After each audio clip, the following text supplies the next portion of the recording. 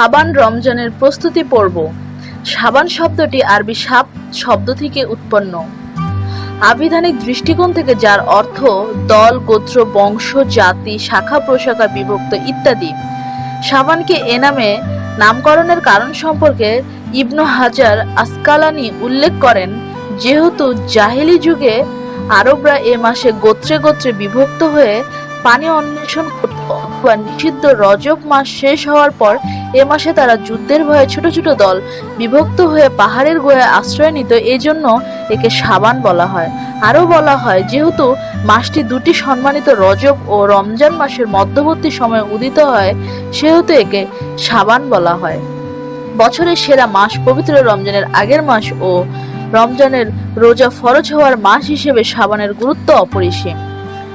রাসূল সাল্লাল্লাহু আলাইহি সাল্লাম, সাহাবী, তাবেঈ ও তাবেঈরা বিভিন্ন আমলে সালেহের মাধ্যমে এ মাসকে বরণ করে নিতেন। এটি মূলত পবিত্র রমজানে অধিক হারে কল্যাণ কর্ম করার জন্য দৈহিক, মানসিক ও বস্তুতান্ত্রিক প্রস্তুতি গ্রহণের মাস। এ প্রস্তুতি ধরন বিভিন্ন হতে পারে। প্রথমত, বেশি বেশি রোজা রাখা। আয়েশা রাদিয়াল্লাহু থেকে বর্ণিত, তিনি বলেন, রাসূল সাল্লাল্লাহু আলাইহি সাল্লাম রোজা রাখতেন, এমনকি আমরা বলতাম মনে হয় তিনি রোজা থেকে বিরত হবেন না। তিনি রোজা থেকে বিরতি দিতেন, এমনকি আমরা বলতাম তিনি আর রোজা রাখবেন না। আমি রাসূল সাল্লাল্লাহু আলাইহি সাল্লামকে কখনো রমজান ছাড়া পুরো মাস রোজা রাখতে দেখিনি, আর শাবান মাসের মতো অন্য কোনো মাসে তাকে অধিকারে রোজা রাখতে দেখিনি। ইবনু হাজার রাদিয়াল্লাহু বলেন, এ হাদিস থেকে প্রমাণিত হয় রাসূল সাল্লাল্লাহু আলাইহি সাল্লাম অন্য মাসের চেয়ে এ মাসে অধিক হারে নফল রোজা রাখতেন এবং এ মাসের বেশিরভাগ দিন তিনি রোজদার হিসেবে অতিবাহিত করতেন। আয়েশা রাদিয়াল্লাহু থেকে বর্ণিত, তিনি বলেন, রাসূল সাল্লাল্লাহু আলাইহি সাল্লাম এর কাছে নফল রোজা রাখার জন্য অধিকতর প্রিয় মাস ছিল শাবান এবং তার রমজান পর্যন্ত পৌঁছে দেওয়া। উসমা বিন জায়েদ রাদিয়াল্লাহু থেকে বর্ণিত, তিনি বলেন, রাসূল সাল্লাল্লাহু আলাইহি সাল্লাম যখন রোজা রাখতেন তখন বিরামহীন রোজা রাখতেন, এমনকি বলা হতো তিনি মনে হয় আর রোজা থেকে বিরতি নেবেন না। আবার যখন বিরতি দিতেন তখন সপ্তাহে 2-3 দিন ছাড়া রোজা রাখার কোনো সম্ভাবনা দেখা যেত না। শাবান মাসে রোজা রাখতেন, অন্য কোনো মাসে এত রোজা রাখতেন না।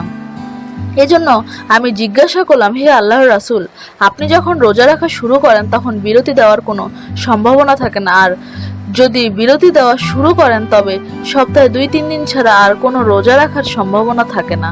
তিনি বললেন, কোন 2-3 দিন? আমি বললাম, সোমবার ও বৃহস্পতিবার। তিনি রাসূল সাল্লাল্লাহু আলাইহি সাল্লাম বললেন, ওই 2 দিন মানুষের আমল আল্লাহ রাব্বুল আলামিনের দরবারে উপস্থিত হয়, আর আমি চাই আমার আমল এমন অবস্থায় উপস্থিত হোক যে আমি একজন রোজদার। আমি বললাম, শাবান মাসে আপনি যে পরিমাণ রোজা রাখেন অন্য কোনো মাসে আপনাকে এত রোজা রাখতে দেখি না। তিনি বললেন, রজব ও রমজান মাসের পরবর্তী ওই শাবান মাস সম্পর্কে লোকজন গাফেল থাকে, অথচ ওই মাসে মানুষের আমল আল্লাহ রাব্বুল আলামিনের দরবারে উপস্থাপন করা হয়, আর আমি এটাই ভালোবাসি আমার আমল এমন অবস্থায় উপস্থিত হোক যখন আমি রোজাদার। শাবান মাসের 1 দিনের রোজা অন্য মাসে 2 দিনের রোজার সমান। ইমরান বিন হুসাইন রাদিয়াল্লাহু থেকে বর্ণিত যে রাসূল সাল্লাল্লাহু আলাইহি সাল্লাম তাকে বা অন্য কাউকে বলেছেন, তুমি কি শাবানের গোপন ভাগে রোজা রেখেছো? তিনি বললেন, না।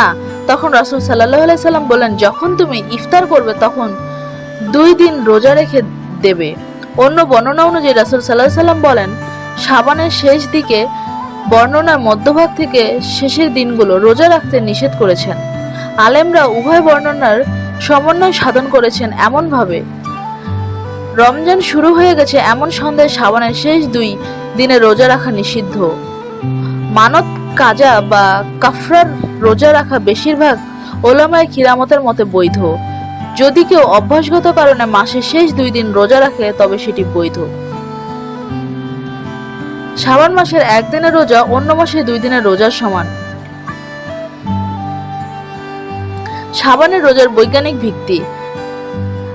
আধুনিক বিজ্ঞান রাসূল সাল্লাল্লাহু আলাইহি সাল্লাম কর্তৃক শাবান মাসে অধিক পরিমাণ রোজা রাখার নির্দেশনা প্রদানের মূল রহস্য উদ্ঘাটনে সক্ষম হয়েছে। চিকিৎসা বিজ্ঞানের গবেষণায় প্রমাণিত হয়েছে, রোজার প্রথম দিনগুলিতে আকস্মিক খাদ্য ও পানীয় থেকে বিরত থাকার ফলে তার শরীরে চর্বি, প্রোটিন জাতীয় রিজার্ভ ধ্বংস করতে পারে, যার ফলে শরীর তার উচ্ছিষ্ট বের করে দেওয়ার আগে এটি রক্তে বায়ুর চাপ সৃষ্টি হতে পারে। রোজদা তাৎক্ষণিকভাবে মাথা ধরা ক্লান্তি, অবসন্ন খিটখিটে মেজাজ, হঠাৎ রাগান্বিত হওয়া, গালমন্দ করা ইত্যাদি বিভিন্ন উপসর্গে আক্রান্ত হতে পারেন। এ অবস্থা থেকে কোনো কোনো সময় রোজা ছেড়ে দেওয়ার উপক্রম করে ফেলে, কিন্তু যদি রক্তে হরমোন অবস্থান স্বাভাবিক থাকে তখন রোজদার এসব সমস্যা থেকে মুক্ত থাকে। এজন্য সাবানের রোজা অনুশীলন হিসেবে কাজ করে। যারা সাবানে কয়েকটি রোজা রাখে তাদের জন্য রমজানের রোজাগুলো, বিশেষ করে প্রথম পর্বের রোজাগুলো সহজ হয়ে যায়। অতএব আমাদের উচিত এ মাসকে পবিত্র রমজানের প্রস্তুতি পর্ব হিসেবে গ্রহণ করে এ মাসে ব্যক্তিগত আমল বৃদ্ধি করা, যাতে রমজানের মূল্যবান সময়গুলো অপচয় না হয়। এজন্য আবু বকর বখলি রহমতুল্লাহ বলেছেন, রজব বীজ বপনের মাস, সাবান পানি সেচের মাস এবং রমজান ফসল ঘরে তোলার মাস। তিনি আরো বলেছেন, রজব, সাবান ও রমজানের দৃষ্টান্ত যথাক্রমে বাতাস, মেঘ ও বৃষ্টির মতো। অতএব যে ব্যক্তি রজবে বীজ বপন করলো না, সাবানের ফসলে পানি সেচ করলো না, সে কি করে রমজানে ফসল ঘরে তোলার চিন্তা করে? রাসূল সাল্লাল্লাহু আলাইহি সাল্লাম ও তার আমলের উপর আল্লাহর অসীম রহমত বর্ষিত হোক। আমিন।